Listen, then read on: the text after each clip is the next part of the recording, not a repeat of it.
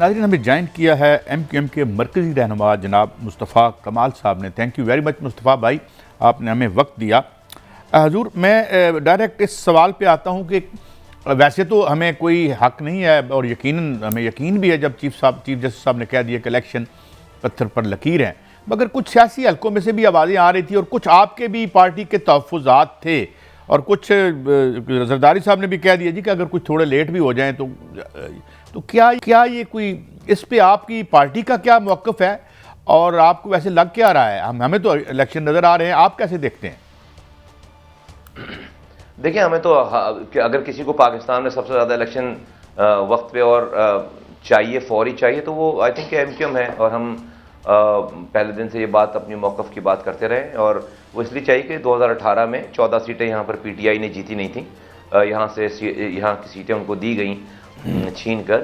तो हम इलेक्शन के लिए तैयार हैं। और अभी अगर ग्राउंड पे किसी की एक्टिविटी अगर पूरे पाकिस्तान में चल रही है तो आप हमारा ट्रैक रिकॉर्ड पिछले 3-4 महीनों 5 महीनों से उठाकर देखें कि MQM फुली जो है वो गेयर्ड अप है, ग्राउंड पर है। हम जलसे कर रहे हैं बड़े बड़े टाउन वाइज और फिर कॉर्नर मीटिंग्स कर रहे हैं, लोगों से हमारा राब्ता है। हमने 4 महीने पहले 5 कैंडिडेट्स इस शहर में अनाउंस भी कर दिए। फिर हमारे यहाँ बहुत बड़े पैमाने पर जो इंटरव्यूज़ हुए हैं, हो रहे हैं। तो सारे वो लवाजमात जो कि इलेक्शन के लिए की जाती हैं, लोगों से कॉन्टेक्ट के हवाले से, अपने नैरेटिव के हवाले से। फिर हमने जो इलेक्शन में जो हमारी सबसे बड़ी जो अपील है वो ये है कि हम 1 पॉइंट एजेंडे पे जा रहे हैं, किसी भी को भी की हिमायत करेंगे या उसकी मुखालफत करेंगे। और वो आइनी तरमीम की बात है कि हम 3 आइनी तरमीम हमने प्रपोज किया है, सारी पार्टीज़ को बुलाकर उसकी प्रेजेंटेशन दी है, इंटेलेक्चुअल्स को, मीडिया के लोगों को, लॉयर्स को। और हमारी तमाम उन तरमीम की बहुत तायीद हुई हर जगह, जिसमें हम इख्तियारात और वसाइल वज़ीर आला हाउस से निकाल कर पाकिस्तान की गली कूचों में लेकर जाना चाहते हैं। तो हम तैयार हैं और हम चाहते हैं कि वक्त पर इलेक्शन हो। हमारा तो ये मौक़िफ़ है, MQM का मौक़िफ़ है। जो एतराज़ात की बात है वो आपको पता है कि हमने की है बबांग दौल। चीफ इलेक्शन कमिश्नर जो है वो सूबे के वो वही साहब थे जो कल तक 24 घंटे पहले तक जिन्होंने लोकल गवर्नमेंट के इलेक्शन कराए यहाँ पे 1 साल पहले सिंध में। लोकल गवर्नमेंट के इलेक्शन कैसे हुए आपके तमाम TV कैमरों के जरिए पूरे पाकिस्तान ने देखा है। बाकायदा आते हैं अंदरून सिंध में पोलिंग स्टेशन पे, वो स्टाफ और पोलिंग के डब्बे उठाकर ले जाते हैं, 5 बजे वो छोड़ जाते हैं और अंदर से वोट निकलता है पीपल्स पार्टी का, उसको अनाउंस कर देते हैं कि जीत गया। अगले दिन चीफ इलेक्शन कमिश्नर सूबाई को सैक हो जाना चाहिए था, गिरफ्तार हो जाना चाहिए था। वो 1 साल तक जो है वो अभी 24 घंटे पहले तक वो यहाँ पर सूबाई चीफ इलेक्शन कमिश्नर थे, वो पीपल्स पार्टी के कारकुन के तौर पर काम कर रहे थे। तो ये एतराज़ बिल्कुल हमारा था। हमारे हल्के जो है वो एतराज़ात जो 13-14 वो रद्द कर दिए गए, पीपल्स पार्टी के मान लिए गए। ये हमारा एतराज़ था जो कि हम कोर्ट में जिसके लिए जो है फाइट कर रहे हैं। बड़ी साहब, अच्छा, मुझसे गुजारिश है कि आपने खदशात का इजहार किया कि 2018 में यकीनन चलो PTI की सीटें दी गई, तो मौजूदा हालात में जबकि कराची में फर्स्ट टाइम पीपल्स पार्टी का मेयर भी आया है, क्या आप समझते हैं कि वहाँ की ब्यूरोक्रेसी हालात ऐसे हैं कि MQM अपने दफातर भी खोल सके, अपनी कंपेन भी चला सके? कोई रुकावट तो नहीं है? जबकि पीपल्स पार्टी खुद लेवल प्लेइंग फील्डिंग की डिमांड कर रही है, उन्हें क्या मुश्किलात है? लेवल प्लेइंग फील्ड वो जो है वो पंजाब में मांग रहे हैं, खैबर पख्तूनख्वा और बलूचिस्तान में मांग रहे हैं, जहाँ पर सारे लोगों को उनकी पार्टी में शामिल करा दिया जाए। लेवल प्लेइंग फील्ड उनसे हम यहाँ मांग रहे हैं और हम पार्टी में शामिल कराने की बात नहीं कर रहे। यहाँ पर उनका सिस्टम चल रहा है पिछले 15 सालों से, जहाँ पर उन्होंने 15 सालों पे खूब लूट मार की है, यहाँ पर बैड गवर्नेंस की है। कराची जैसे शहर को, जो कि मेरे ज़माने में दुनिया के 12 तेज़ी से तरक्की करने वाले शहरों में शामिल था, आज दुनिया के 4 worst living cities in the world में शामिल है। 22,000 अरब रुपए खर्च करके आज बिलावल भुट्टो जरदारी साहब लाहौर में खड़े होकर ये नहीं कह सकते लाहौर के शहरियों को कि लाहौर के लोगों हमें वोट दो, हम लाहौर को कराची जैसा बना देंगे। क्योंकि कराची में रोज़ाना गटर में गिरकर बच्चे मर रहे हैं। हम पीपल्स पार्टी 15 सालों में गटर पे ढक्कन भी नहीं लगा सकी है। दुनिया चांद पर जा रही है और हमारे बच्चे गटर में गिरकर मर रहे हैं। तो ये कंट्रास्ट है। लेवल प्लेइंग फील्ड उनको वहां चाहिए, पीपल्स पार्टी से हमें लेवल प्लेइंग फील्ड चाहिए। यहाँ पर चीफ इलेक्शन कमिश्नर सूबाई, उनका मेंबर जो है वो दुर्रानी साहब, वो वहाँ उनके बैठे में, वो सारी जेरीमैंडरिंग करते हैं हल्कों में। यहाँ पर पुलिस उनकी है, ब्यूरोक्रेसी उनकी है, पैसा उनके पास है। तो लेवल प्लेइंग फील्ड हमें यहाँ पर चाहिए। हम MQM के ऑफिस खोलने नहीं, MQM तो हर गली कूचे में जा रही है। हमारे 3 साथी शहीद किए उन्होंने 24 घंटे पहले।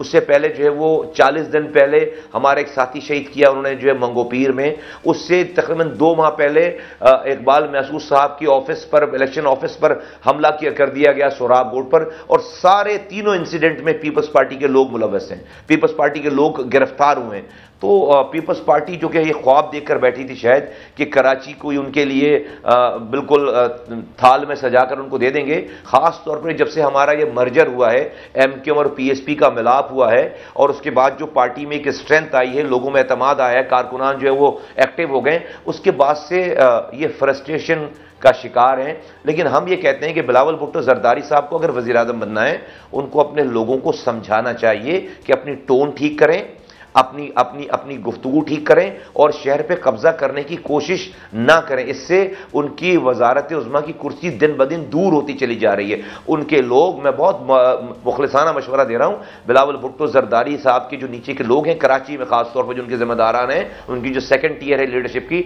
वो बिलावल भुट्टो की वजारत उज़्मा की कुर्सी के रास्ते में बारूदी सुरंगें बिछा रहे हैं। अगर उनका यही एटीट्यूड रहा तो इस जन्म में तो बिलावल भुट्टो वज़ीर आज़म नहीं बनते। फिर अच्छा मुस्तफा साहब ये बताएं कि चले 15 साल वो उन पे जो मुबैना करप्शन रही, अब निगरान हुकूमत है और इस निगरान हुकूमत के दौरान भी एमक्यूएम को टारगेट कराची जैसे बड़े शहर जो पाकिस्तान का दिल है, तो इसका मतलब है आपके ख्याल में ब्यूरोक्रेसी में उनकी अभी भी रूट्स है कि वो एमक्यूएम जैसी मकबूल जमात को कराची में आके कत्लो गारत हो रही है, तो हुकूमत कहाँ है फिर? देखिए, जो इस वक्त निगरान हुकूमत है वो पीपल्स पार्टी की प्रपोज हुकूमत है। जो जस्टिस साहब हैं एक्स, वो रिजवी साहब, वो बहुत रेप्यूटेड आदमी है, लेकिन डेफिनेटली उनकी जो इंक्लिनेशन है, उनका जो उनके जो थॉट्स हैं वो पीपल्स पार्टी से मिलते हैं। जभी तो पीपल्स पार्टी ने उनको प्रपोज किया और मुर्तज़ा वहाब साहब जो है वो सबको पता है कि वो उनके बिल्कुल दरमियान के, पीपल्स पार्टी और उनके दरमियान के राब्तेकार हैं। फिर जो वज़रा हैं, जो ब्यूरोक्रेसी है, जो पुलिस है, वो तो आज भी वही है। देखिए 15 साल में भट्टी साहब इन्होंने एक नौकरी नहीं दी है कराची हैदराबाद वालों को, एक नौकरी। जो कोटा सिस्टम इनके बड़ों ने लागू राइज किया है, इनकी ये नस्ल ये उस कोटे पे भी कोटा नहीं देती। कोटा पर 40% शहरी कोटा था, 60% जो है वो देही कोटा था। जब ये नस्ल इनकी, जब देही कोटा खत्म हो जाता है तो शहरी कोटे को शहरी लोगों को देने के बजाय ये उस पर जाली डोमिसाइल बनाकर ये कोटा भी नहीं देते शहर वालों को। तो सारे लोग तरक्की कर गए 15 सालों में, सब लोग नए अपॉइंट हो गए, एक पूरी 2-3 नस्ल जो है वो इन्वॉल्व हो गई। तो हर तरफ इन्होंने अपने लोग, एक ट्रैफिक पुलिस से लेकर सेक्रेटरी तक के तमाम लोग जो है वो पीपल्स पार्टी के वर्कर टाइप लोग हैं। तो वहां पर तो बिल्कुल स्पेस नहीं। लेकिन हैविंग सेड दिस और एवरीथिंग, हम जो आपने कत्ल गारतगिरी की बात की, देखिए एमक्यूएम लड़ना नहीं चाहती, लेकिन एमक्यूएम लड़ना जानती है। ये हम कल भी कन्वीनर ने बात की है, मैं इसको रिपीट करता हूं, हम अभी लड़ना नहीं चाहते। हमने बहुत मुश्किल से इस शहर में अमन को बहाल करवाया, हमने कुर्बानी दी है। हमने 22 लोग यहाँ पर एक सवाल मैं चाहता हूं आपका फायदा उठाऊं। यहाँ पे ये कहा जा रहा है कि जो मुस्लिम लीग नून की टॉप लीडरशिप है, शहबाज शरीफ साहब है, मरियम साहब हैं, ये सेफ हल्के ढूंढ रहे हैं। और एक खबर ये भी उड़ती है कि शायद कराची से ये इलेक्शन लड़े। तो क्या आप उनको यहाँ अकोमोडेट करें या इस तरह की कोई गुफ्तगू आपकी मुस्लिम लीग नून के साथ चल रही है?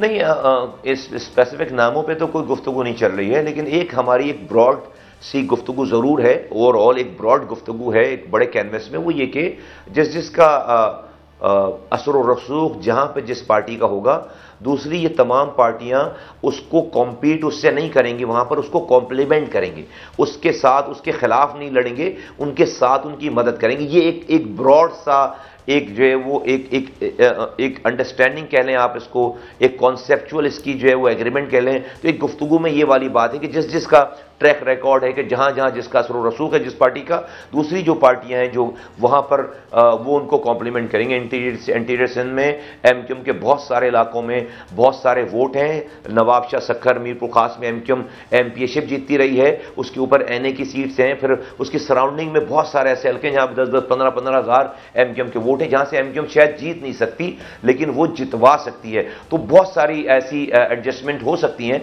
जहां पर हम एक दूसरे को कॉम्प्लीमेंट करें, लेकिन स्पेसिफिक किसी नाम के ऊपर कोई गुफ्तगू नहीं है। आपने फरमाया कि 18 में पीटी नून लीग को डैमेज करने के लिए लहराया गया। 2002 में अगर मुझे याद हो तो मुझे याद है मुस्लिम लीग नून की कितनी सीटें थी, 2006 में कितनी थी, ये मुशर्रफ दौर था, आपको भी याद होगा।